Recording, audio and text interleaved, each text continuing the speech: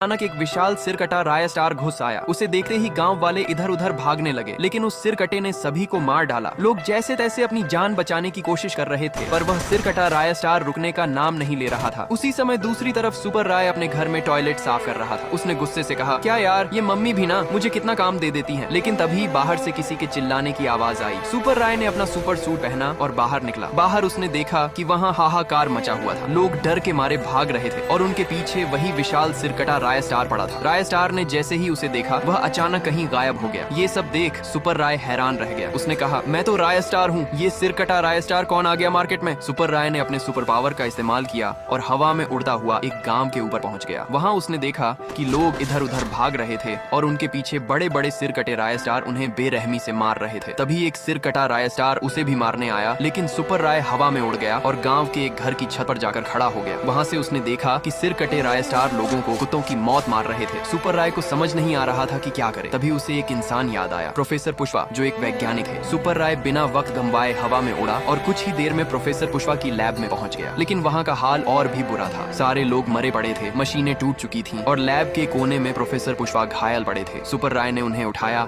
और फौरन अस्पताल ले गया। अस्पताल में डॉक्टरों ने प्रोफेसर का इलाज किया और कुछ देर बाद वे होश में आए। सुपर राय ने पूछा, पुष्पा, आपकी लैब में क्या हुआ? सारे लोग कैसे मर गए? प्रोफेसर ने गहरी सांस लेते हुए कहा, राय स्टार, मुझसे बहुत बड़ी गलती हो गई। फिर उन्होंने पूरी कहानी बताई। कुछ दिन पहले की बात है, मैं लैब में अकेला बैठा कुछ काम कर रहा था। तभी मेरा नौकर तुंग तुंग लाल मेरे पास आया और बोला, बॉस बॉस, मेरे पास आपके लिए एक खुशखबरी है। मेरे पूछने पर उसने बताया कि राजनगर नाम का एक गांव है जहाँ एक बड़ा सूखा जंगल था, लेकिन कल रात अचानक वह सूखे से हरा भरा हो गया। ये सुनते ही मैं हैरान रह गया और उस जंगल को देखने का फैसला किया। सुबह मैं और मेरा नौकर तुंग तुंग लाल उस जंगल में गए और पेड़ों पर प्रयोग करने लगे। तभी हम दोनों को एक अजीब सा पौधा दिखा। हम उसे देख ही रहे थे कि तुंग तुंग लाल ने उसे खा लिया। उसे खाते ही तुंग तुंग लाल एक सफेद पेड़ में बदल गया और उसके अंदर से एक विशाल राय स्टार निकला, लेकिन उसका सिर कटा हुआ था। वह हवा में उड़ता हुआ वहाँ से गायब हो गया। ये सुनकर सुपर राय हैरान रह गया। उसने कहा, जो हो गया सो हो गया, अब इसे ठीक कैसे करना है ये बताइए। प्रोफेसर पुष्पा ने कहा, इसके लिए तुम्हें उनमें से एक सिर कटे राय स्टार को पकड़ कर लाना होगा। सुपर राय बिना देर किए गांव पहुंच गया। वहां सिर कटे राय स्टार